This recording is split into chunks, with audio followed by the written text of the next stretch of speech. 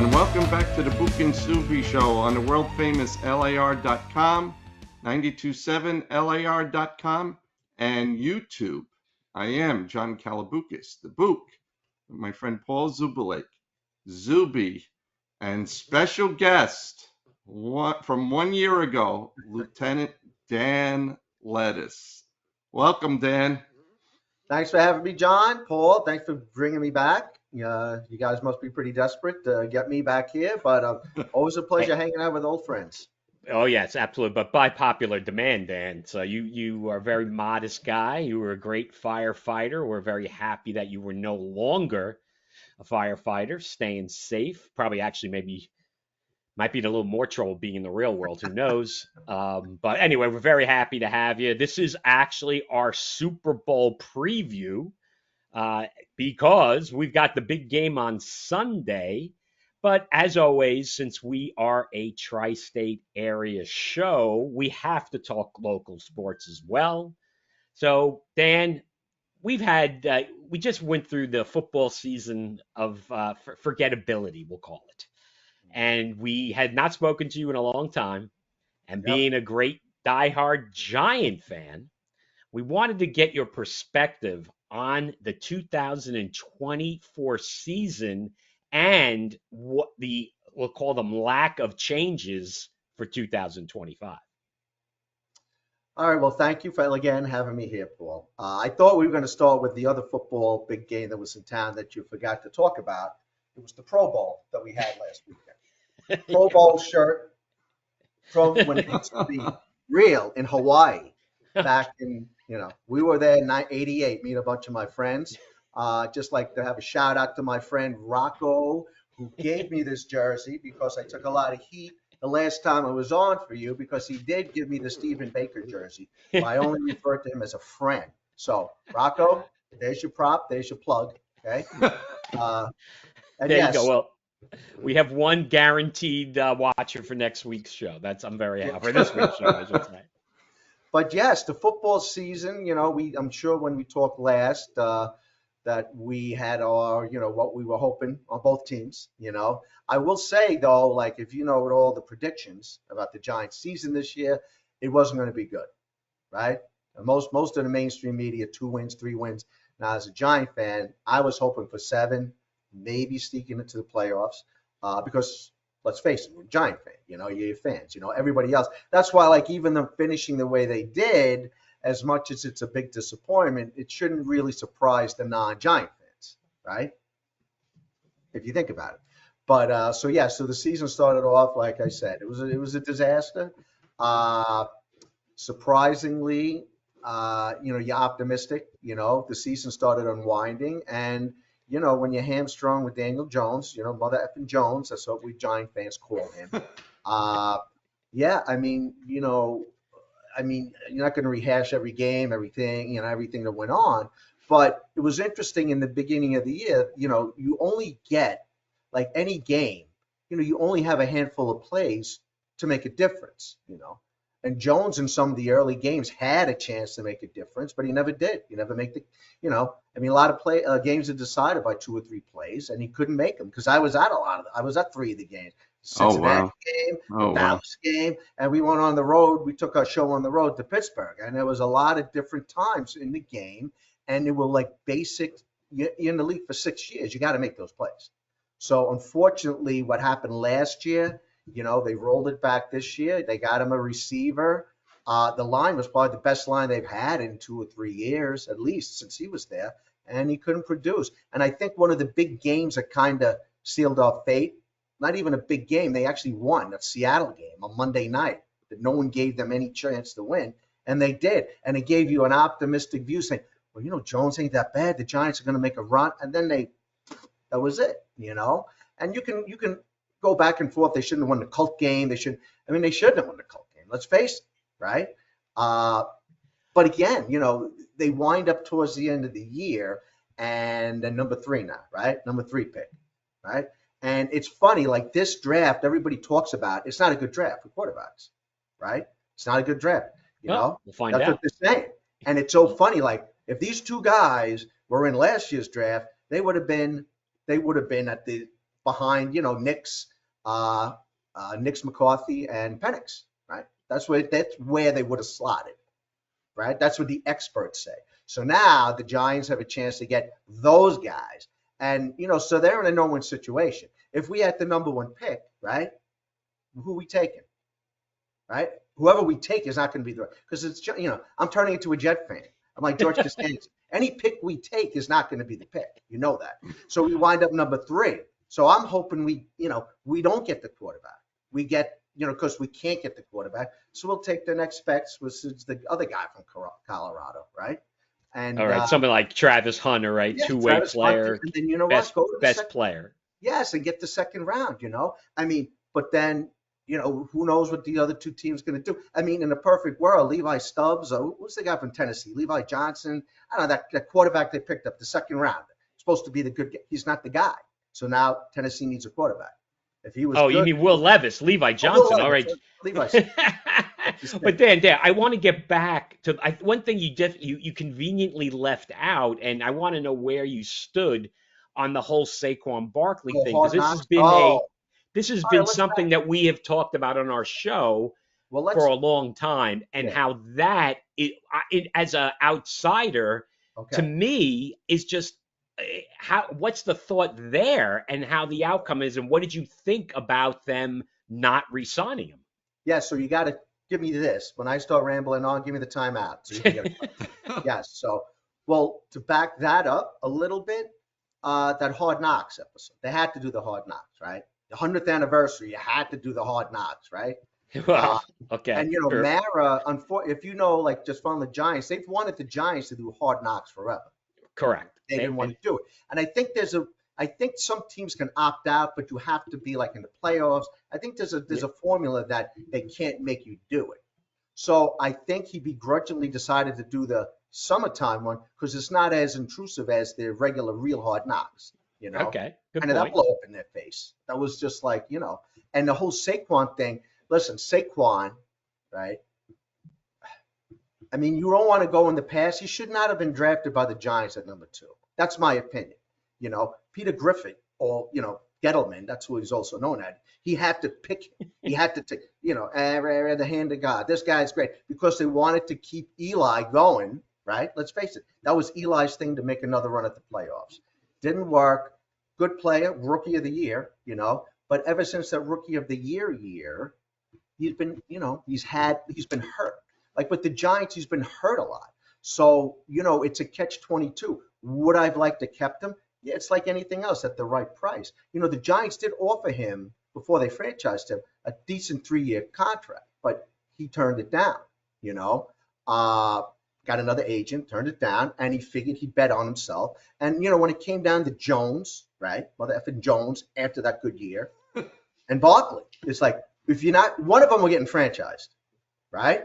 And, to be honest with you, Mara, I think he got involved with the whole, Daniel Jones is like Eli and blah, blah, blah. Like he liked that persona. And, we did everything we could to mess up this kid and blah, blah, blah, blah. Well, Dan, they also took him very high in the draft as well, right? So that was another Gettleman masterpiece. When you overdraft these QBs, you force to play them, and then you get married to them.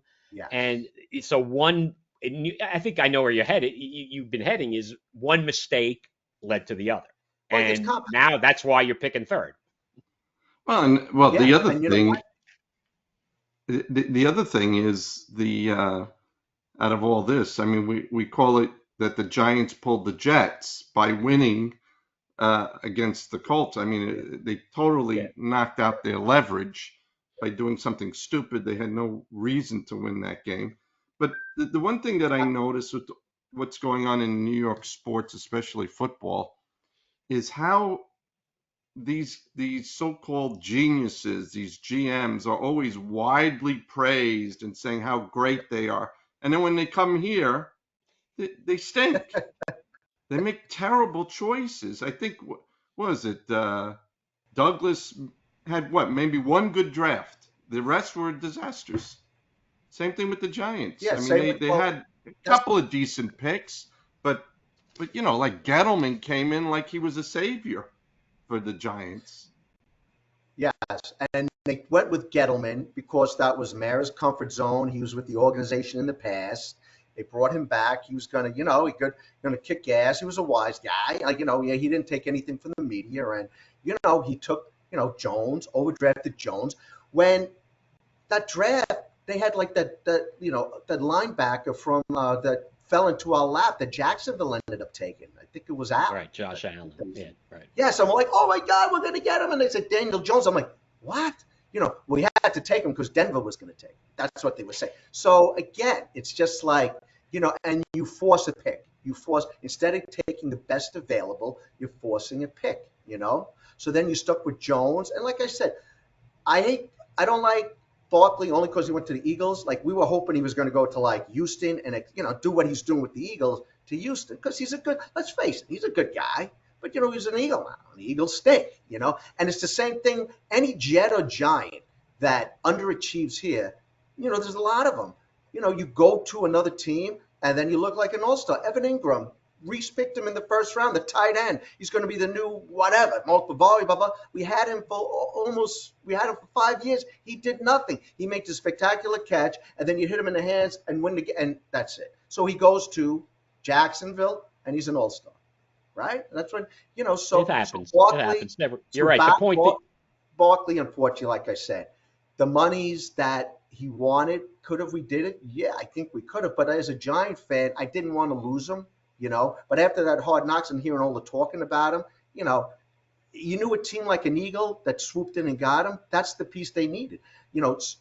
Carolina made that that trade to San Francisco 3 years ago. To get McCaffrey, right? And he put them over the top. That's what they needed. San Francisco made the run with him while he was healthy, but now he's not. And you see what happened to the team when he's not there. Barkley had a whole full season with that offensive line, healthy team, and give him credit. I mean, obviously he's the reason why they're here now, in my opinion. Same team more or less, but now they have Barkley, so it's going to be formidable. So yes. Quick, I just wanted to get your thoughts on Daboll, who I actually used to call him Crazy Man Daboll, but I gave him a break this year. I didn't call him that at all, right, John? And I'm actually pretty stunned that they're running it back, Dan. So I just want to get John quickly before you jump in. What is Dan thinking about the Joe Shane and Brian Daboll coming back? And what happens if they have another bad year?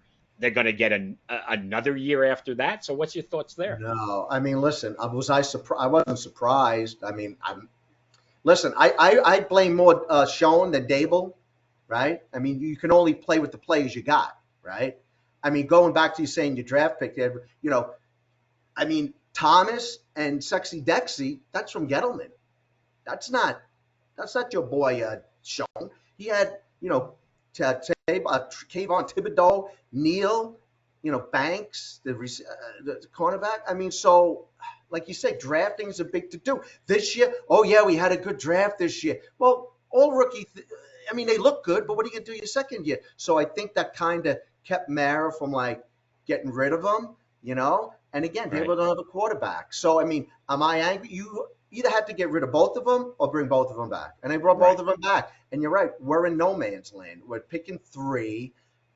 These two knuckleheads are not going to, they're not like on the high food chain, top of the food chain. So, I mean, even if we pick one of them, well, you know what? You're in New York. It'll take time. You're going to get knocked over the head, Yeah. So again, like I said, the whole situation is bad. What are they going to do next year if they have 5 wins? I guess you got to clean house, right? Because it's going to be 4 years with them, right? So what are you going to do? All right. I've been listening to your Jet stuff about with your new general manager and stuff, and you're right. Like all these guys are all stars, and then they come to New York, and New York is a tough place to play on, So, well, yeah, we're definitely going to get to the green team. But anyway, John, what were you going to throw in there? No, I was just going to say that this is really their last year as far as I'm concerned. If they don't do well, they need to be both fired. But how are they going to do well? That's the thing. Like, how are they going to do well? What is going to what quarterback is in there? Yeah, when I say do well, you can't expect them to make the playoffs. So if they get 7 wins, then they had a good year. Okay, so you let him stay until they can build it back up. But when you see guys like Thibodeau, which Oh, I knew when they drafted him, and he came out like he was this superstar with all the gold chains, and he's walking like he thinks he's Lawrence Taylor the day he got drafted. I'm like, this guy will not work out in New York. It's going to overwhelm him. It's going to overwhelm him. So when I saw that pick, I'm like, yeah, I don't know about this guy. I don't know well, about this they guy. have, but John, they got to make a call on him next year too. And that's the thing. Going back to Shone, whatever. I get so frustrated talking about him. It's You Joe know, Shane, but I Shane. like the Shone, John. Danny. I don't care. You can call him Shone, but he's Shane, Shane. But going back to Barkley, right? Last year, but even when they were playing, they could have traded him, right? They could have got assets for him Yes, to they a player could. with a team. If they didn't, if he has the way he wants to run, how he's laying out the team, they should have traded him for assets. They could have got a lot for him. McKinney, same thing. They didn't sign him. I don't put any value in safeties. Love before him. Then you had this offseason, you have Ojulari and Slayton that you could have got like a 7th, 6th pick for. He didn't. So they're going to walk because somebody's going to throw a pass rusher money, And Yeah, Slayton, I wouldn't be, if I was Slayton Jones, mother effing Jones is gone, he might wind up in Minnesota, right? Watch. What? And again, and just to finish up Dable, Yes. Dable was he was hired because why? He's a quarterback guru. It's a guru. Right. Wow, you got to be. Well, he's got Josh Allen. And now the rose is off the pedal, whatever you want to say. If you look at Josh Allen, I think Josh Allen, anybody could have made Josh Allen, right? Josh Allen is who he is, So if you're saying that since Dable left, Josh Allen would shit the bed, he hasn't, You look at O'Connell from Minnesota, what he did to your boy Donald, that's amazing. That's a guru, Hey, So, he taking a might be guy your that- he might be your quarterback next year, Dan. So it's possible. You like to make my blood pressure rise. Now this is you better not a protect free him. agency show. You better protect him. Well, yeah, well, that's the thing. I mean, unfortunately for Don, and listen, that's like, again, as much as I'm angry about Barkley, I'm sure that can't make you happy to see what Sam was doing with Minnesota. But, the cream rises to the top.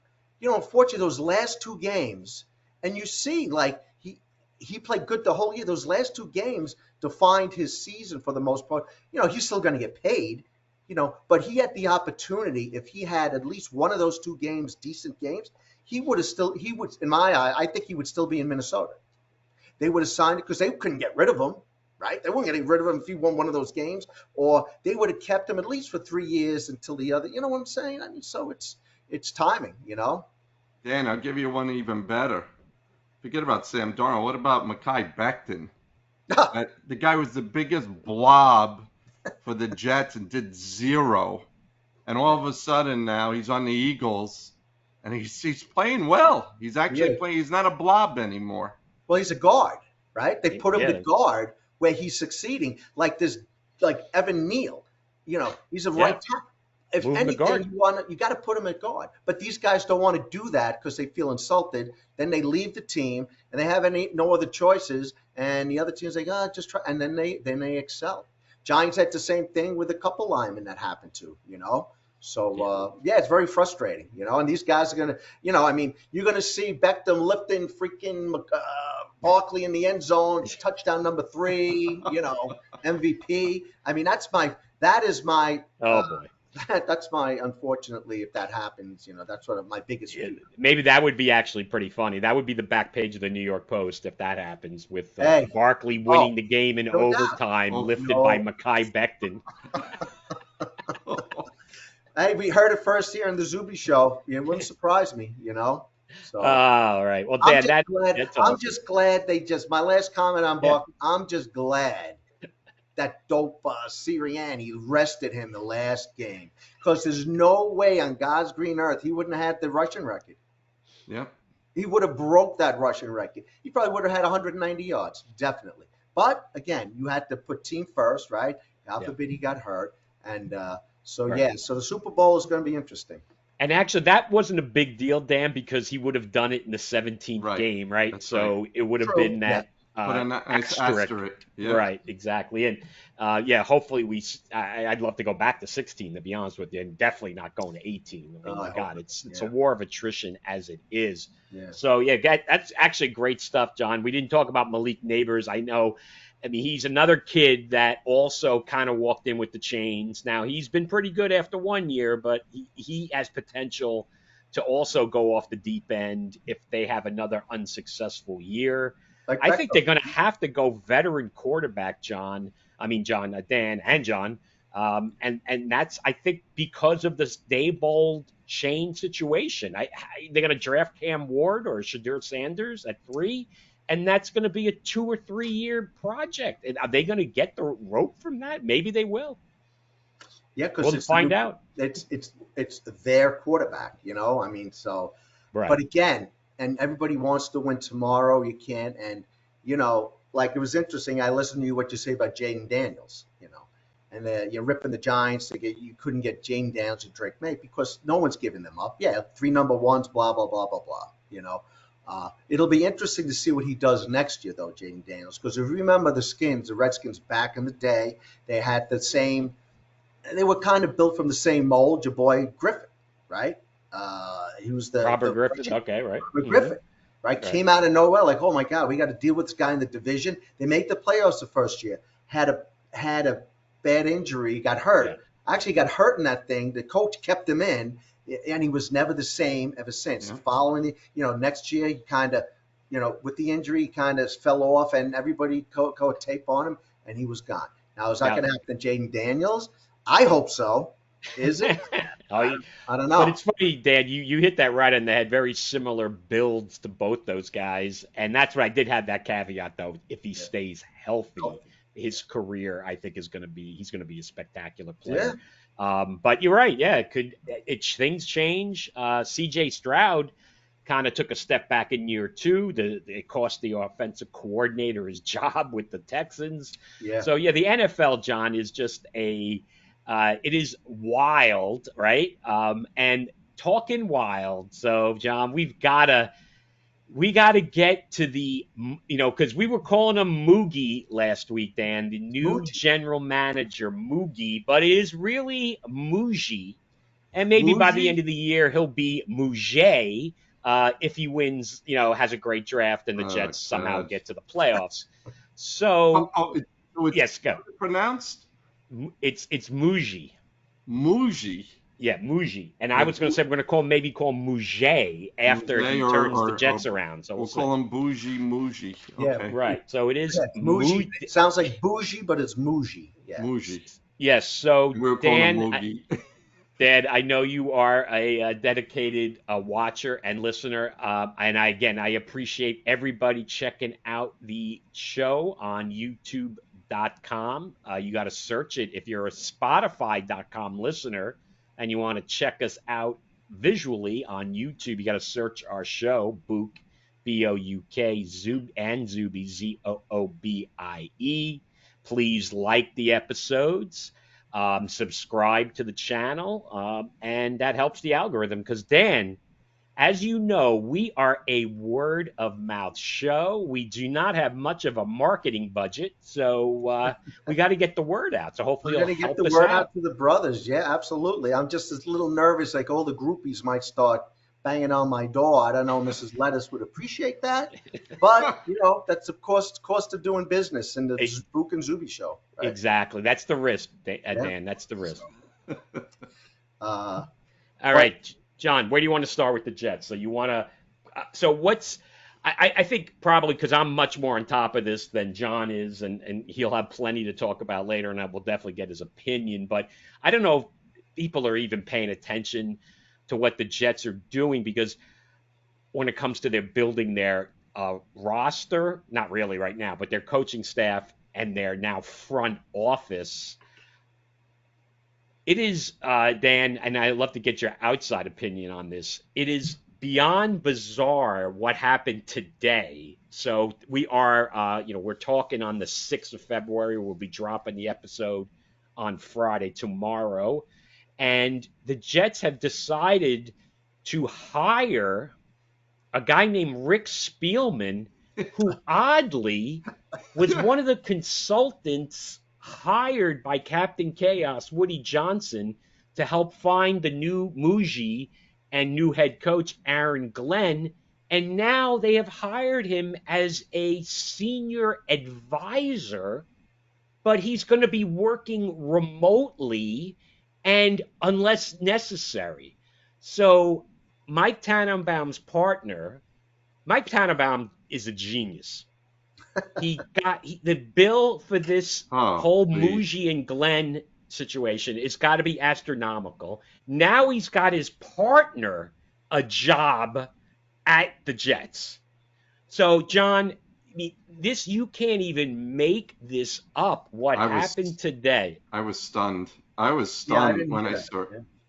I was absolutely stunned. I'm like, you talk about a conflict of interest here. So let's be the consultant. We'll help you find the people, and then by That the way, you hire me after I help you find. I mean, you who? talk about conflict of interest. Well, and the guys that they hired are all buddies of him.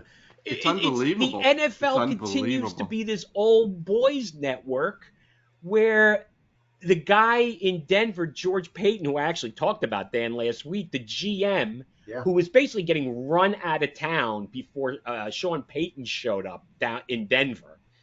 He gets his right hand man Muji a job. His nephew gets hired by the Jets. It's true. Yeah, I mean that's nepotism at its best. I mean, right? I mean, is Spielman still going to be part of that whole consulting firm? I hope not. How could the talk Uh, like John said? That's a huge conflict of Yeah. interest. He's got a job where he's this a senior advisor where no blame goes his way. He can just make suggestions. That's the So best who job. is running the show? Is it Aaron Glenn? Is it Muji? Is it Spielman? No, it's none of those guys, of course. It's Woody Johnson will continue to be the pain in the butt he's been for the last 25 years. Yeah. And Dan, what's so crazy, and you know a lot of football fans, this absolute love affair among some Jet fans about what's going on. I look on some of the threads and everybody's loving all this stuff and I'm like this is the easiest thing in the world being a Jet fan for 50 years to see this absolutely lining up to be another abject disaster. I'm sorry, it is lining up where you just have this and people are liking it and all the media is behind it and it's just like I just can't wait for this team to play some games. I mean, they're going to be the decisions they have to make. Big And I'm decision. on the record, Dan, and I'll let you get in a sec. That Aaron Rodgers, Dan, I'm already on the record that he will not be back. Right? I cannot wait for this debate. Yes, well, that's it. That's the next hammer that's going to drop. What are they doing with Rodgers? I guess he wants to come back, but it's funny. You talk a lot of people they want him back because they want to win. You Jet fans I speak to want to win now. They want, and who gives them the best chance to win now? Who are you getting in the offseason that's going to replace Rodgers? They're going to put those wins on the table. Darnold's not coming back. Who do you got? You're going to be fighting the Giants or Fields, Winston. I mean, Winston wants to come to the Giants. Why not, right? Throw 50 interceptions, 50 touchdowns. So yeah, it's just you're in a situation like we are. You probably have a little more talent, but again, you have to pay. These guys have to be paid.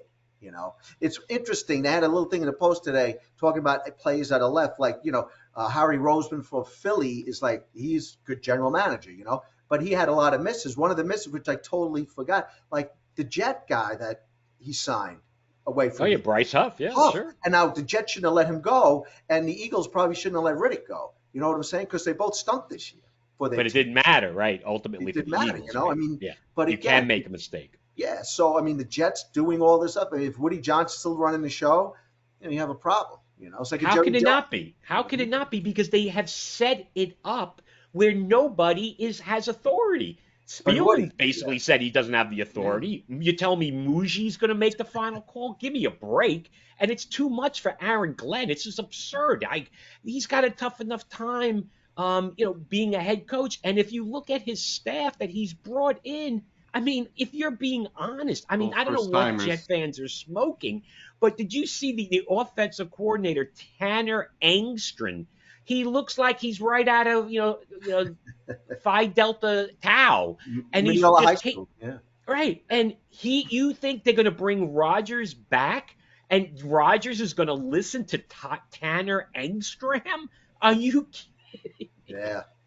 That's a tough sell. Well, who's that defensive coordinator? Didn't they bring Wilkes back? With Yeah, so Wilkes? they brought in Steve Wilkes, who was basically was a head coach, got fired after 1 year.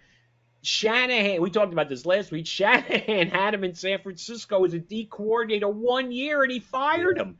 And then this is Aaron Glenn's hire a D coordinator, because let's face it, Aaron Glenn's going to be the D coordinator, even though he claims he's gonna focus on the entire team. We heard that with Robert Saleh. It was the same story. He's going to focus on the entire team, and it is really you just look at the results of what you see, and I'm just like banging my head against the wall. But then I have the Jet fandom is so happy. So, hey, you know something? I hope they're right.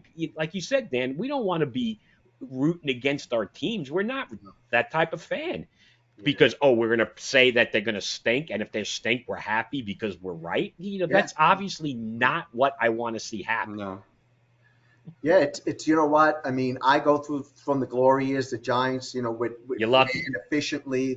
I mean, you guys had some good years with the Parcells years, even Herm Edwards. I mean, you had, but you, but the owner gotten like most saw the owner now for us, but the owner's always seems to get in the way of his teams having success with you guys. Mhm. Like he'll make the extra move, like they bring in Brett Favre. You need Brett Favre? I want a Brett Favre. Bring in Tim Tebow. You want a Tim Tebow? You know what I'm saying? Some of the regimes is just like, if sometimes you let it play out and see how these guys do, but unfortunately with the Jets, as long as you have Woody, you always run that risk of, having him intervene that you don't even hear about. Some of the stuff you hear coming out of that organization, like how true can that be? You really have your son looking at Xbox saying who's, PlayStation, like who you should draft and who shouldn't draft. I find that hard to believe, but, you have 2 or 3 people hearing it and, it's hard to say. I'm sure the kid is saying stuff, but it's not. It was the story that they didn't acquire Jerry Jeudy because of the Suns. Like they said, the Madden rating was low.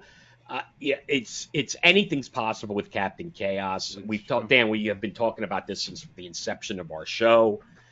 So I again, Jet fans who are watching this, you come here for the sober reality of the New York football teams on the Jets side for Bouk and Zoobie, and that's why we brought our good friend Dan in for the Giants side. But Dan, you're right. They are both in the same boat right now. It is literally incredible that the only difference is one regime is at the end, one regime is at the beginning, Yeah. and then in the next year the Giants will be where the Jets were this year, and the Jets will be 1 year closer to being where the Giants are now. I mean, I'm sorry, folks. I mean, I'd be the happiest person in the world to be wrong on this, but my God, look at the facts. So Yeah. I think still, Dan, Aaron Rodgers has played his last game with the Jets. There's always a possibility because of Woody, but you can't tell me that Muji and Aaron Glenn want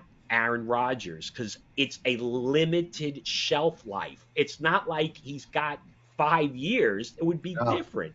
He has basically 1, maybe 2. I'm being very charitable by saying 2. You can't build anything. You're going to build the new culture with this setup. You got to break it down. It's people don't want to hear it, but that's what's going to happen. And I expect it to happen before June 1st. So we'll see. But Well, it's only February. There's a money aspect with Rodgers too. That's a repercussion, right? Like It's keeping him, both, cutting right? him, it's a lot of money. So again, Right. Denver went through it. They were lucky. They got the quarterback. I mean, they got Joe Payton, and they seem to be moving forward. But that's the key. You have to circumvent without Rodgers, and if you keep him, cut him, it's still going to be a lot of money. Yeah, but we don't have Sean Payton, right? We don't. And nothing against Aaron Glenn. He's just a first-year coach, just like Brian Daboll was now 3 years ago, right? So there's always a risk with the new coaches. There's a learning period, and Rodgers doesn't equate. It doesn't mesh together. It makes no sense if you're trying to rebuild your team. They have to rebuild. The Jets are not close. They are not close, folks. They are far away. They have to rebuild. You can argue if you go player for player, they're not that much better than the Giants. I hate this. They're not that much better. They are. They got more players, but not that many more. I'm telling you. Yeah, and the AFC seems to be more competitive than the NFC these days. So again, it's going to be interesting to see. Yeah. But each year is different. Like you're an all-star one year, the teams that are good. I mean, the Giants have the toughest schedule on paper next year. What does that mean? I know that not going to be one of them, but it's. Anyway, all right. So that's enough ranting about the Jets and the Giants. Yeah. This is the Super Bowl preview show on the Bouk and Zoobie, so we got to get into the Super Bowl, and then we're going to quickly get into the other sports. And of course, John is dying because I should say Notre Dame, right? Nostradamus Kalaboukas. For every Met fan out there, I'm telling you, folks, you watch the Bouk and Zoobie show, you're going to get some calls, and our Met and Jet coverage has been pretty much on target, and we'll get to that later, John. That's a tease in the game. So let's talk the big game. The Chiefs, they are 1.5-point favorites, Dan. Are you doing anything in the world of DraftKings, or are you just doing 18,000 box pools worth like $10,000 a box where the guy who runs it needs a Brinks truck? What's going on with that? Well, strictly boxes. I'm not on any of the betting apps, So yes, I do a lot of the box pools. I probably got close to $10,000 in box pools, but following all these numbers, 2 is my lucky number. I've been getting a lot of those. Unfortunately, I've been getting a lot of 2s in these pools, but no.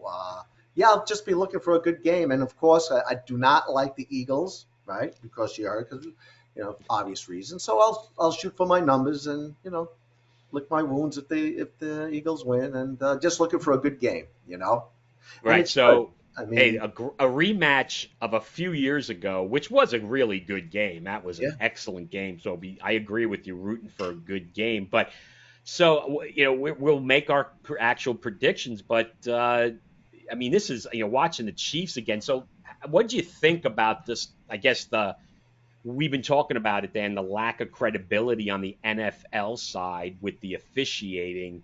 What's your view on this? Did Josh Allen get the first down? What was your thought on championship weekend? Yeah, 100%. Listen, it's the referees. It has been like the whole year.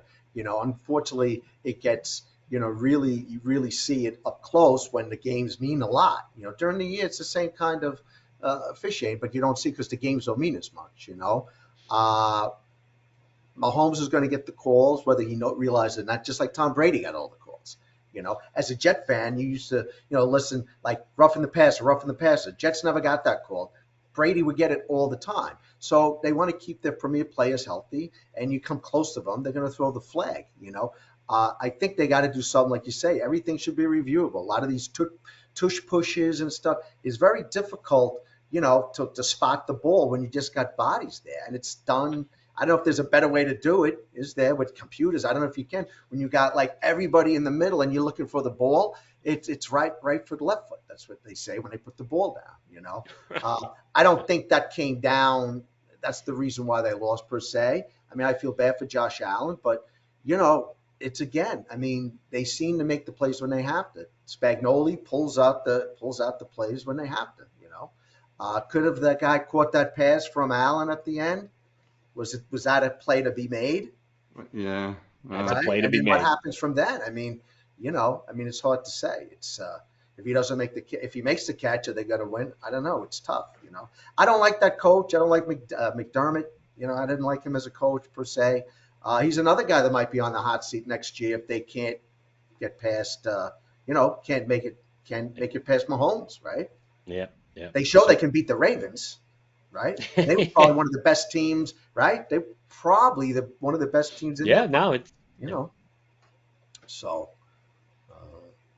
All right. So what if you had a? So you're saying you're rooting against the Eagles, so you think that in that your mind, but honestly, throw that out for a second. Okay. From a team matchup, anything you're looking at, who do you like? Honestly, who do you think is the better team? We'll just make it simple. Then you Yeah, can. I mean, listen, I think the offensive line, right? Philly got the best in the league. John's boy Beckham, really holding it down there. Your skill position players, receivers. I mean, yeah. I mean, on paper, I mean, Hurts had a great game last year. Last week, you didn't think he was going to have a good game because he was all banged up, but he really came to play. The last time they played, he was the guy that had all the rushing yards. And I think he was that lead rusher on that team last year. Last time they met. Will he be able to do it? He doesn't have to because he's got Barkley. I still think they find a way to win. Kansas City, kind of a close game. I mean, I'd be surprised if it went, one blowout or the next. But yeah, I mean, it should be entertaining. It should see how the defense, like I said, Spagnola, and the other guy on Philly's a pretty good defensive coordinator, Ferragamo. They just brought him back, and he's Oh, doing good things. Ferragamo. Ferragamo, no, It's No, they Ferragamo, have the the old quarterback. that's the quarterback. who was the guy, the head coach at Denver. He's been The a old guy. defensive coordinator. Yeah. I can't even now. I'm like, you got me laughing about Vince So Ferragamo. so it should be good. So I'm thinking they match up pretty good either way, but I got to give it to Ken. I got to see Taylor Swift. She's my girl. So. Okay. All Oh, right, boy. John. What's your thoughts? It's hard to pick against Kansas City because if you make a mistake against Kansas City, you lose the game. Philadelphia will have to play a perfect game. They cannot make any mistakes. I actually want to see Kansas City finally be beaten in this game, but I think Kansas City's going to win again. I think they're going to win again. As much as I would love, I'm not an Eagles fan, but I am not a Kelsey fan. I'm not a Taylor fan. I like Mahomes, but let's have someone else win, please. I'm just tired, and I really don't want to see any screenshots of her at all during this game. Well, you will, John. It's Vic Fangio. Dan is the D Fangio. coordinator for the Eagles. So my things to watch in this game. So I think that the Kansas City Chiefs has one weakness, and the problem right now is that their opponents, and especially Buffalo, did not take advantage of that problem, which is the left tackle spot for Kansas City on offense. Joe Thuney is playing tackle, right? This guy is an all-pro guard, and he's going to probably be a Hall of Fame player. But Kansas City has had awful time this year on the left tackle spot. So they had multiple injuries, and they ended up having to they moved their guard out. Now, can the Eagles get pressure with four players? Because you blitz Mahomes, he is going to kill you. And Buffalo likes to blitz. And you have to beat them with the four-man rush, right? So my matchup is Joe Thuney against Nolan Smith, who is a kind of an undersized player, right? Because Eagles play like a five-man front sometimes, right? They have huge D tackles. Carter, the other kid from Georgia was a Rodgers, and he doesn't even play. And they got a kid Williams. They huge inside, right? And then they play they're more lighter defensive ends, Sweat and Smith, and our old friend Bryce Huff, who doesn't actually see the field. So to me, that is the key because the Eagles secondary is pretty damn good. They have two really good corners, Slay and Quinton Mitchell, who's the rookie. Yeah. And their safeties, which is kind of a joke around the league, they have the two white skin safeties, Blankenship and Cooper DeJean. And then their third safety, because they kind of play like a lot of hybrid, right? So they have a lot of 5D back sets. They really play like a 4-2-5. That's kind of how they play. and they kind of have 5-man fronts. That's what's so unique about them, right? Because their top linebacker, Nakobe Dean, is actually out for this game. He was out for the championship game too. So that's been that's kind of hurt them. So they've got, my favorite, he's in the Hall of Fame of the hyphen team. C.J. Gardner Johnson is a outstanding safety for the Eagles. He's a bit of a hothead, and he can do one of these, like commit a dumb penalty at the wrong time type of guy. But to me, those are the matchups on offense for KC, left tackle against the pass rush. Numerous guys are probably going to go up against him. And the Eagles D-backs against Kansas City's passing game. Those are the matchups that I'm watching. So you're predicting? My prediction? Yeah. If I predict against Kansas City, that would be the stupidest thing ever, because as John knows, I pretty much always take Kansas City because they always seem to win.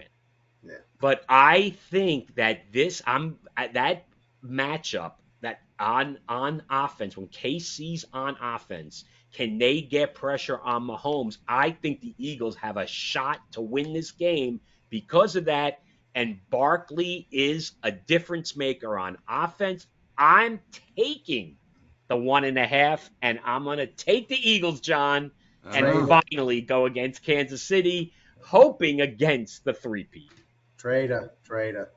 Hey, listen, just on a side note to that, the last time they met too, I remember the big matchup is exactly what you said. I think Philly defensive line, when they met the first time, led the league in sacks, and Kansas City's offensive line was supposed to be their weak link too. A couple injuries, and they were in the first half. Second half, they locked it down. They never touched Mahomes, and then they ended up, winning the game. So So I'm telling you, Dan, the first quarter of this game, if Mahomes is sitting back there and looking around and moving around, I'm out. I'll be like the in-game better going against that, right? But if I see pressure early by the Eagles, I think they're going to beat them. Yeah. Interesting.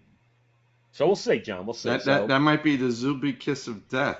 It could be. It could be. I've seen some of your predictions. Yeah, when it comes to that's only hockey, right? Hockey? No. No, don't worry. I had plenty bad predictions. Yeah. So, but that's my thought, because I do think I always like, Dan, in the big game to give a couple of things out there to watch for people who who just want to, it's like the game within the game. That's why I love football. It is about that, and it's not just about the big. It's like, how does it game develop throughout. And it's about matchups, man. It's about matchups. Yep. Got to beat the guy in front of you. Yep. All right. Any other tidbits? To me, by the way, I think that's a very small point spread. I actually don't think it's going to be close. You think the Chiefs are going to win big? Not big, but double digits or something, more than more than a touchdown. Well, okay. Well, as the old saying goes, when you're gambling, right, you should always just bet on the team you think is going to win the game, almost irregardless of the point spread, because most of the time the team that wins the game does, the number, if they're their favorite, they do beat the number usually. Now, of course, that in gambling, right, Dan, you only got to be right like 53% of the time to be a great gambler. Yeah. People don't understand that. It's like, that's what good gamblers do, right? Yeah. They go 53%. It sounds horrible, but guess what? Especially NFL. Oh my God. All right. Anything else, Dan, you want to throw in there about the NFL before we move on to some other sports? Because we got to get. You ready to move on? Pretty thorough. I think we beat it to death. I know you got some other sports stuff that you're chomping at the bit. John's going to be holding court about a couple of his teams. And so as usually, I give John the jump ball here, but we do want to talk a little, because Dan, being an Islander fan as well as a Giant fan, we have not talked about the Islanders, so I want to go there. But John, we're still going to, we got college hoops, we got pro hoops, and we got NHL hockey, and I'm going to throw it to you. What do you want to talk about? Let's talk about pro hoops, because it's more what's happening off of the court the trend more than what's going on the court. All right. Go for it. This, There was a again, this has trade or been two. going on for a while. The Doncic trade. Uh, what are the Mavericks thinking about? So basically, it was Luka Doncic for really Anthony Davis and a couple of mishmash. Um, it is unbelievable or unfathomable to me that you're trading a 25-year-old multi MVP that took you to the finals last year for a broken down center, 32-year-old center that probably won't last 3 more years in this league. Okay, what were the Mavericks thinking? I was thinking about it. This is the equivalent to me of a Vlade Divac for Kobe Bryant. You could almost equate that. Even though Kobe Bryant was an unknown 18-year-old, but look what happened with that trade. You traded a center for a young kid. Really, really bad move. And there's a lot of thoughts out there that because the Adelsons who bought the team from Mark Cuban have casinos in Las Vegas, that they're trying their best to anger the Dallas fans enough that they won't attend the games and that they can move the team to Las Vegas. That's the theory right now. And guess what? They're already starting it because they're giving fans, Mavericks fans, refunds on their season tickets as we speak. What team have you ever heard ever do that? Ever. Yeah. You've never heard of that before. And you know what? That theory, because they've been trying for the longest time to get a team in Las Vegas. So, I don't poo-poo something like that. But this is an awful trade, not only for the Mavericks, but for Doncic himself, because he could have signed with them if he stayed with the Mavericks or if they kept him. He was eligible for a max contract of 5 years, $345 million. But now that he's been traded, he now is only eligible for 5 years, $229 million. So he basically lost $116 million on this deal by him being traded. Right. So he The didn't do NBA well. Crazy rules. Yeah, just crazy rules. So still, I just don't understand this trade. It's one of the worst trades I've ever seen. And to use the excuse, if I were a Mavericks fan, I would be really angry because they saying, oh, we got Anthony Davis because defense wins championships. I'm like, you got a long way to go, man, before you're going to win a championship with that team now. I mean, you just made the Lakers instant contenders. Instant contenders. Now they can build around Doncic now. And they already have started because they got themselves a center. They just traded for Mark Williams. So disgusted over that trade. Your man Fox from the Kings got traded to the Spurs. That did happen. Another big trade. Yep. And he, they combined him with Victor last night, and they look great together. I watched the Spurs game. They won that game, and Fox was one of the reasons that they won. So I thought that was an excellent trade for the Spurs. The one guy that I just can't, and we spoke about him last week, is Jimmy Butler. Gets what he wants. He's like a child. Every time and every team he goes to, he complains, well, I need an extension. And then if you don't give him the extension, he cries about it. And he got it. He got it. He went. They traded him to the Warriors, and on top of it, they gave him 2 years, $111 million extension. I mean, the man at 36 years old got exactly what he wanted. Well, he didn't go to the Knicks, which is good, right, John? Huh? He didn't go to the Knicks, so that's a good thing, Oh, God. That was the absolute insanity situation where they acquired him and gave him an extension. The NBA, John, and it's so funny because there's such good basketball being played. Yeah. But the league has just got a perception problem, and obviously a lot of teams have made some huge moves, which is something that does not happen. But I thought, like, I'll go with and I'll let you talk about the Knicks. They made a small move, but the under the rate, not really under the radar for NBA people who are completely into it. But I don't know what you thought about the Cavs Oof. getting DeAndre Hunter from the Hawks. Oof. So now the Cavs have pushed the chips in.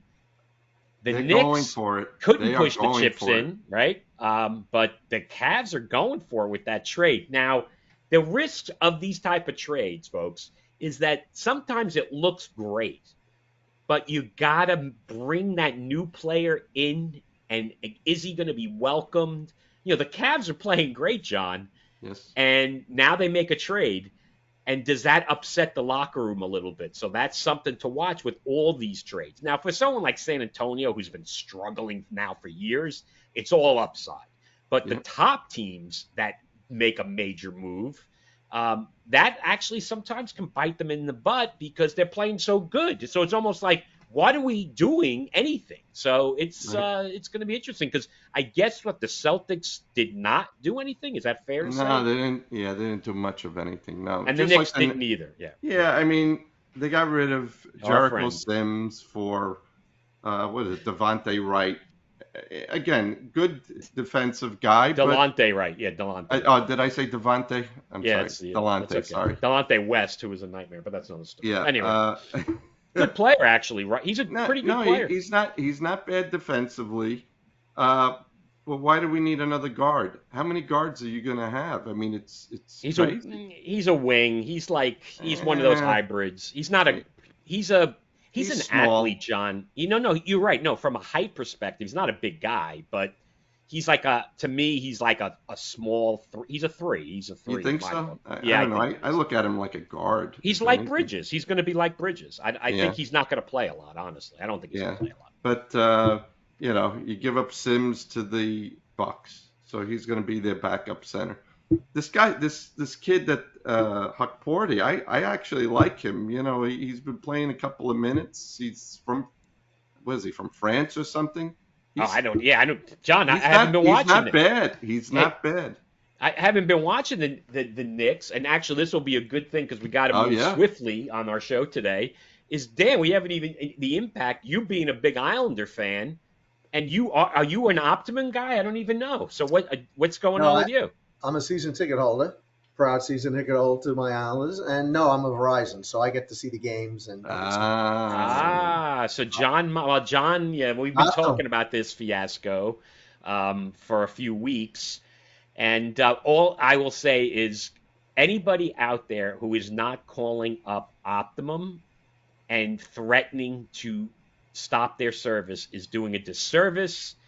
I can't even tell you what. I got a guy is coming on Saturday, John, where now they are aware of their issues with the Gotham Sports app, and they are providing their customers now with a wireless box that can get streaming, including the Gotham Sports app. So, John, supposedly it will work on your smart TV if you have this box. I will probably be testing this out over the next week, and I will let you know. Let me know. So they are and I said to the guy, I won't go into how much money they're giving me, but I was like, why don't you just make a deal? Like, what are you people doing? That you're giving your customers anything kind of they want if they call, but there's so many people, I guess, who just don't make the effort to call. I mean, literally, the guy, I was just like laughing. I'm like, I'm getting that. I'm getting this. I'm getting that. And I'm like, why didn't you just make the deal? You're losing money on this trade. What is this? Yeah. Anyway. All right. So you're not doing anything with that, Dan. So Dan doesn't have that problem. John is gone. I do have something about the Islanders. You do? Well, that's where we're headed. So this is the first time I even had to ask this person. So I get a phone call. Paul knows I'm like the master of these crazy calls, people calling me. So I get a call from the Islanders. And I'm saying to myself, they identify themselves and nice guy. And I said, can I ask you a question before you start speaking to me about the Islanders? I said, how did you get my phone number and my name? And he goes, oh no, we have a list. I was like, yeah, but I haven't bought tickets to the Islanders. I've never visited their new arena. I said, how could you possibly have my name and my number? He says, oh, it was on the list. So he was inviting me to go to an Islander game for free. He says, is there anything I can do to get you to check out, an Islander game at the new arena? I said, well, there's one thing you could do. How about having a direct train from Merrick to Elmont instead of having me go to Jamaica and go backwards? He started laughing. And I said, and how about having more parking garages off of the Cross Island Parkway? I said, he says, yeah, he was laughing when I was giving him all the complaints already. So, Dan, Yeah, they're pushing. I mean, they're really pushing over. I mean, are they getting any good attendance there? Yeah, they say they are. I mean, I go to the games. It's, especially during the week because it's a 7:30 start time. It's Coliseum was 7 o'clock start time. So much better. Easy to go there. You leave, you boom. I mean, again, it's a labor of love if you really like the team. The parking is horrible. I'm fortunate. I have parking in the parking garage, which you can get right out and you get right on the highway, But the Emerald parking is what is over by, I guess, by the train station. It's like a 10-minute walk, and they send shuttles back and forth. But wow. Yeah, it's a pain in the neck. It is convenient. The train is actually good, not from the South Shore, but like anything else from like the Mineola line. There's people, it's like 5 minutes from the Mineola line, and then you're there. So a lot of people really like the train. Like if up in the Gold Coast, it works out good, but down in the South Shore, not so much. You're right. You have to go all the way east, all the way west to come back east. So, but they started winning at home. They got a good streak going. Yeah, they do. I mean, they have 8 teams fighting for 2 spots. I mean, they keep losing guys. Barzell off the record. I have my intel. Like he's out for the season. He's got a broken kneecap, a patella, whatever, because he blocked a shot the other day. That's tough. So now they're going to be playing. You hope for good goaltending, who they only have one of because they're down to their 4th goaltender, and they play defense. And they got the ex-Ranger, your boy, D'Angelo Zub. Yeah, they signed him, right? Yeah, they blew the dust off of him, and he scored in overtime going against Tampa. So it's I don't I mean. I have a feeling it's going to like run out of steam because of the injuries, but enjoy the ride, And the Rangers had a big win against Boston last night. Yeah, that was. Yeah, no, I'm just looking at the standings. Yeah, that was a must win. The Rangers had to win that game. The Islanders are actually ahead of the Rangers now, so and they're just they're fighting for their lives, both of them, because right now I guess the way it looks is the Lightning and the Bruins, right? They're tied for the last spot at 60 points. But then you get, I mean, there's so many teams. Oh, and Yeah. there's 30 games left, 28, Yes. 28 games left. But, with the Rangers and the Islanders, it's the same theme out here. Are they buyers? Are they sellers? The Rangers just brought back, who's that JT Miller? They made a huge trade, which I have to tell you, Dan, I think, and we probably talked about this last year, I wanted him on last year's trade deadline. I wanted him so bad. They couldn't pull it off. I think they're getting him a year too late. He's definitely helping them, though. And he's got a contract that runs now, so they're definitely rolling the dice. I mean, Chris Drury's on the hot seat.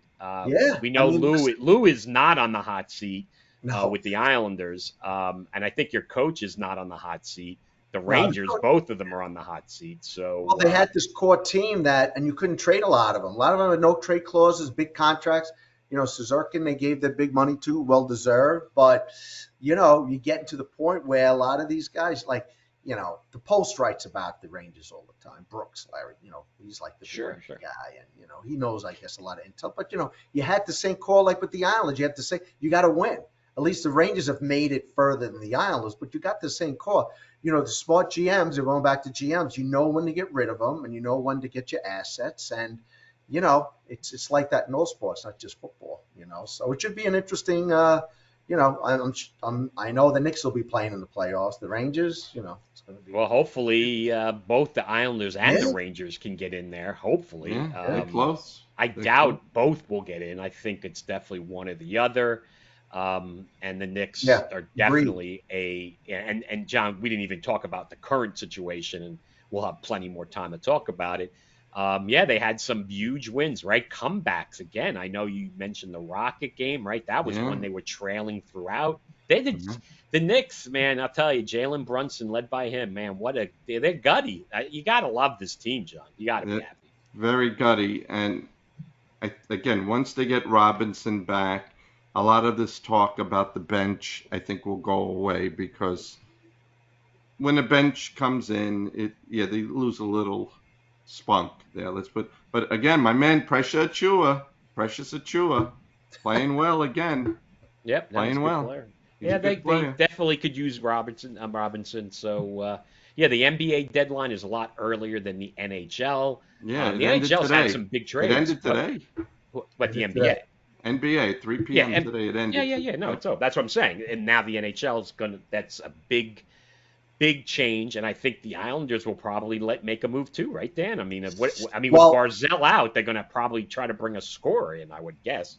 yeah, and it's interesting with the NHL. I know that like he counts like 9 million against the cap. I think Barzell. But once you go on long-term medical, that money you can use that money as long as the Yep. player's out to sign players. So I don't know who's available, who's out there, but they may look to pick somebody up like a scorer, and just see what happens when the playoff rolls around. Like I said, Lou Amarillo, he's going to end up retiring. I don't think they're going to get rid of him.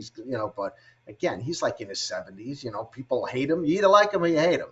Because he's built so many good teams. But did you squeeze all the juice out of this lemon? Like, how much more are you gonna get out of this team, this nucleus? And if you get him to the playoffs, the last 3 years we had great second halves to make it to the playoffs, only to be knocked out in the first round because you're out of gas. So Yeah. All right. it Well, should be interesting. we'll see. It's hockey. You just got to get in. That's all you got to Yeah, do. and you got to get in. You got to get the playoff caliber guys. I mean, some teams. I mean, the Islanders had playoff guys, but they're not in the playoffs.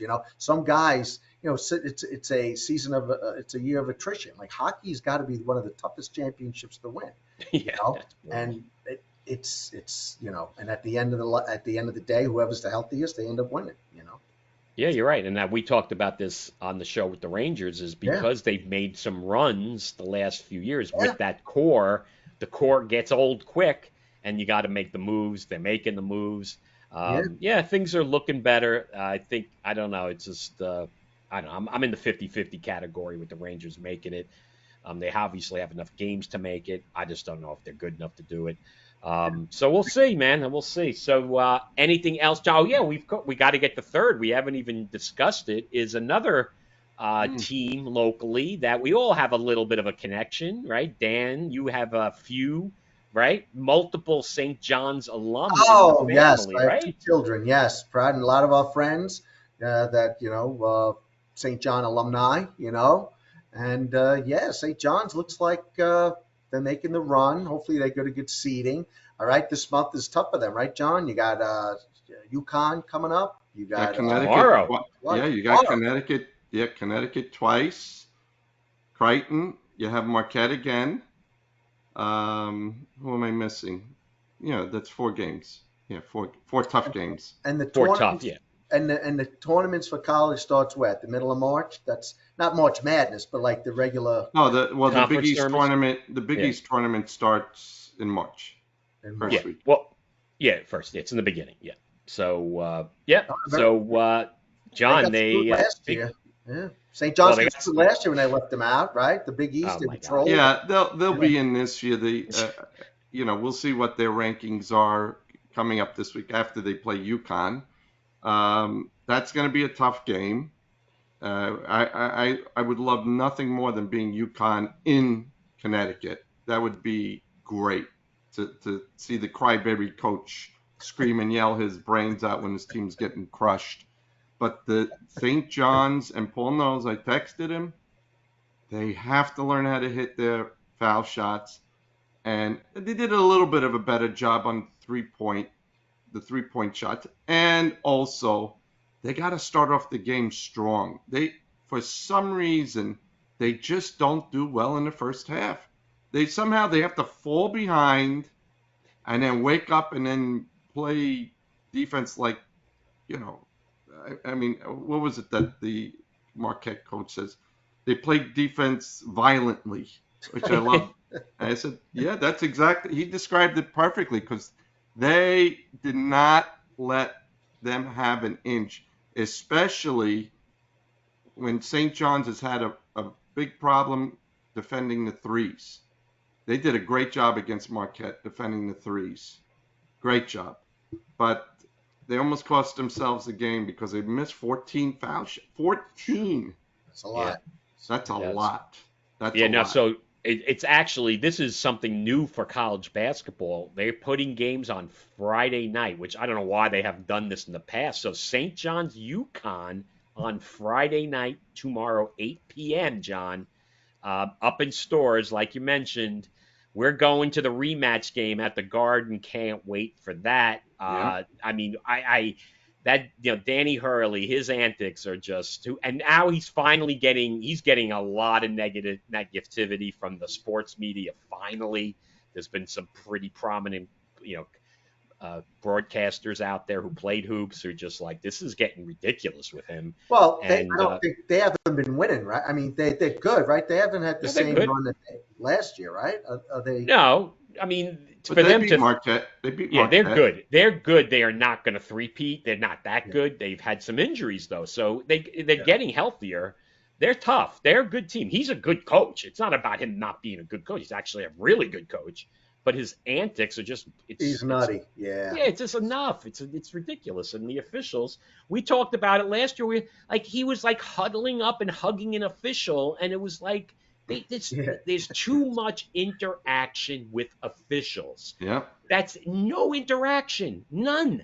Yeah. During a timeout, the officials get on the other side of the court, and the coach, you're over there. I don't want to talk to you during the game. That's it. I'm sorry. You got to stop that BS. I can't take it anymore. And one thing I wanted to mention is, so I went to the St. John's Providence game, which again that 19-point lead with 8 minutes to go, and they almost blew that game, letting them shoot threes, and Patino was irate, but they had almost a sellout for that game. It was over 19,000. For the Marquette game, it was about 16 and a half, but it is one of the loudest crowds I've ever heard with St. John's, and that's including the 80s. It was loud from the beginning of the game. They were super loud in Madison Square Garden. So very, very enthusiastic crowd.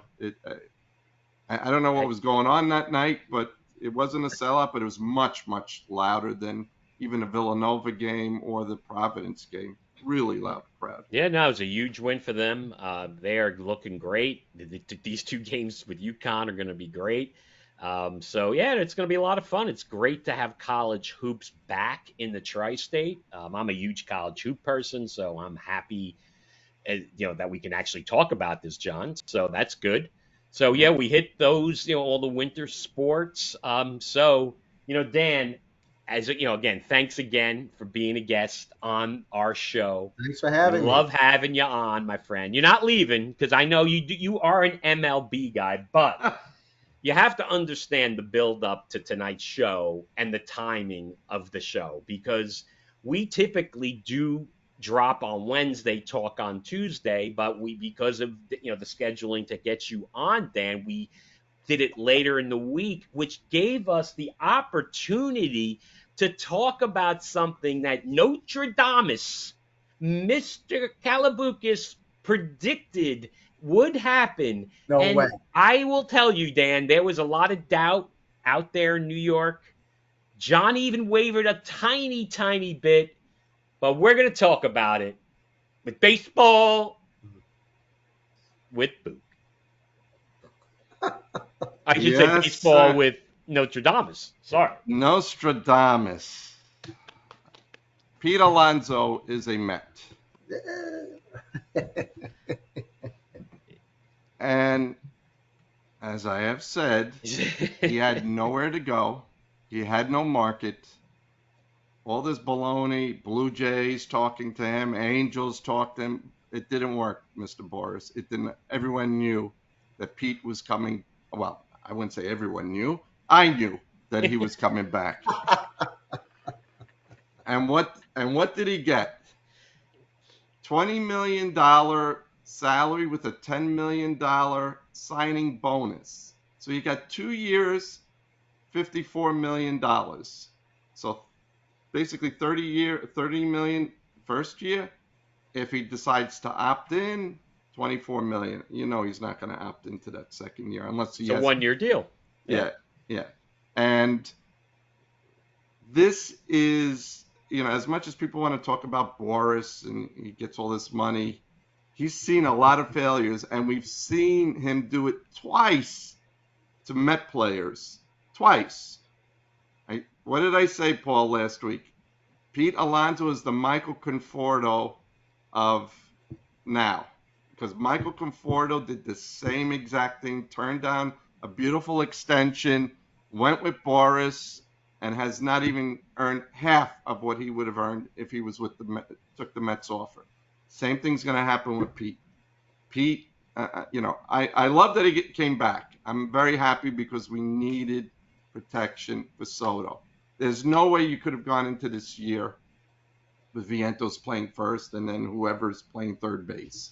So I'm happy that Pete came back to the Mets. But what was interesting is they had it in the newspapers today of how this happened. So Cohen and Stearns were going down to the owners' meetings in Florida.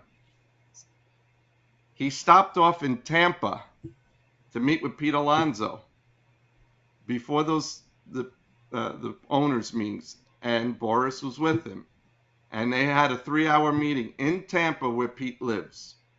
And a day later, they made the deal. And they were saying that Pete expressed his frustration, and he didn't understand why no one was offering him anything, and blah, blah, blah. Bottom line is, he increased the offer. He actually had an offer on the table from the Mets for 3 years, $74 million, but it had some deferrals. So it wasn't a true $78 million, but it had some deferrals. So he decided to go with this deal. He's betting on himself. It's awesome. He's it's great betting for all on himself, parties. but the Mets now, people have to pay attention to this one. Now I'm going to call it from now. Is if Guerrero does not sign his extension by the 19th, the Mets are going after Guerrero next year when he becomes a free agent. He is becoming a free agent. So they have put themselves in the perfect position to get Guerrero as their first baseman next year. And he'll only be 26 years old.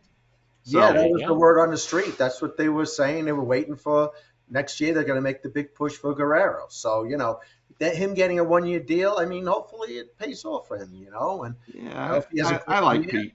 Yeah, listen. Pete's a DH. Listen, Pete has to understand that in this time of his career, he's going to be like Miguel Cabrera. Just become a DH, okay? Yeah. Earn as much money as you can. And I wouldn't mind having Pete as a DH and have Guerrero at first. All right, if Cohen's willing to spend this money, have them both. That's okay with me. Yeah. All right. Well, that's next year. Well, that's next year. That's next year. But that's it. We're going to put that in the books that John's predicting that Guerrero, not predicting because obviously if he signs the extension, that's not a bad prediction. It's just that he signed it. I don't think he's signing with the Blue Jays at all. So I think it's going to happen. I don't know. They have the money, Paul. No, I'm just saying Guerrero is not, in my opinion, going to re-sign with the Blue Jays. Is what I'm saying. That's what I'm thinking. But listen, the Blue Jays have Rogers Communications as their owner. So I understand. If they offer him $500 million now, like we're hearing, you don't think he's going to sign that with getting a guarantee like that? I think he would sign. Well, $500 million, yeah. Obviously it's in that Soto range. So for the fans who are watching for the first time and saying, "Oh, big deal," Bouk predicted that Alonso would sign with the Mets. John has been talking about this from the beginning of the offseason and also predicted the Mets would sign Juan Soto. as well. So I was kind of mocking him a little bit. So he's getting back at me for that. They signed some other guys, right? Some Ryan pitching help. Stanek. Ryan Stanek. They brought Stanek back, and they Happy. signed Minter from the Braves. Yeah. They are going for it. They have to load up, Dan, because I know you're more of an American League guy, but the Dodgers are built, have a team of invincibility, unfortunately. So the Mets have to do this just to compete with them. It's going to be a tougher run for the Mets to get to the World Series than the Yankees, it seems, this year, on paper at least. Yeah, and it seems like Dodgers get everybody from the Japanese league. I mean, that's their funnel, that's their pipeline of getting players. That's where everybody wants to play, I guess. I don't know. But they got the money, so it's going to be interesting. Hey, listen, the Mets almost took them down this year, so we'll see what happens. Sasaki actually may not play this year. He's had arm injuries in Japan, so they're saying that he may be out this year. He may have to get surgery. So really? What did it cost the Dodgers? $6 million. I mean, it was peanuts because of the way they do. Money. Yeah. Well, they also announced. But the Yankees have a very easy path to the World Series. I mean, there's really no one that could really stop them. I mean, I don't know what the Yankees are doing as far as their infield. I mean, they're trying to unload Stroman to anyone who would take him. and I keep hearing Arenado. Why wouldn't they make a trade for Arenado, even though he's over the hill, a little bit over the hill? Like Goldschmidt, he's better than what they have. I would make that trade in a second. Just not a trade, but acquire him in any way possible. They want to dump his salary. The Yankees are willing to take his salary. They should grab him. They need help in their infield. I don't know what they're doing. Well, they've made a lot of moves. I mean, I guess they're going to wait now to see how everything plays out, I mean, there's constantly moves being made during the season. But, they're going to see what they got and just, same with the Mets. They're going to see what you have on, how it all plays out, and you're going to start, tweaking it. So, yeah. I wanted to mention the Dodgers did announce, right, John, that Ohtani is going to pitch in 2025. Is that accurate? Did I read that correctly? Yeah, they're saying sometime in May. In May. Okay. May. All right. By the way, I will give Boris a compliment here now. Okay. For a particular player that I still can't believe he got this type of money for, is Max Scherzer. Somehow he was able to get the Blue Jays to pay $15.5 million for a 41-year-old that couldn't even pitch half of a season last year. That I have to give him credit for. $15.5 million. I saw that, John. I was laughing. I'm like, that is beyond belief. I know, because last year we mocked a few of the free agent signings. There were some weird ones, right? I remember the guy who was it, Gausman with the Dodgers, right? The guy who got hurt all the time. Is that not Gausman? Who did the Dodgers sign last year? Who got this huge deal? Who was always hurt, and he did get hurt again. Glasnow. Glasnow, that's it. I'm sorry. So so you have to go back to the record books on our show to see how some of the things come true that we talked about. Well, think about another signing. I mean, you want to know how desperate they are in the Major League Baseball? Justin Verlander, who practically didn't pitch at all last year, got 1 year, $15 million with the San Francisco Giants. I'm like, listen, they were smart enough to get it for 1/3 the price that the Mets paid for both of them, each one of them. If you think about what the Mets paid both of those guys, it was $40 million each. Crazy. Well, Verlander, to me, is a better risk than Scherzer. To me, Scherzer looked like he shot, right? Verlander just was more injured, right? So we'll see how it plays out. We've got plenty of time to talk about MLB. As always, we'll be talking NBA and NHL now that the Super Bowl is coming. We'll talk about the results next week. So, again, we've been talking, blabbing a long time. We got to thank everybody, right, John? And, of course, thanks to Dan again. Thanks for having me. It's been a pleasure. We can talk for hours, Right. And unfortunately, Rocco was the only one who got a mention, but we could mention a few of the other guys. Maybe next. The St. John. I'll wait for that. I'll keep them hanging. I'll keep it for next episode. There you go. Exactly. St. John. Once we talk about the St. John alumni. You're right. Yeah, and you got to like throw this out to the group text, and so Absolutely. they can make You know? sure All my spread peeps. the word. We Yep. appreciate it. So, John, who do you got to thank? Again, thank you to our producer, Zach Zubulake, and to our loyal listeners and viewers. Keep the feedback coming. We love to see comments in the comment section. Also, thanks to our community partners, Ronald McDonald House, Kids in Seats, and the Jackie Robinson Foundation. See you next week.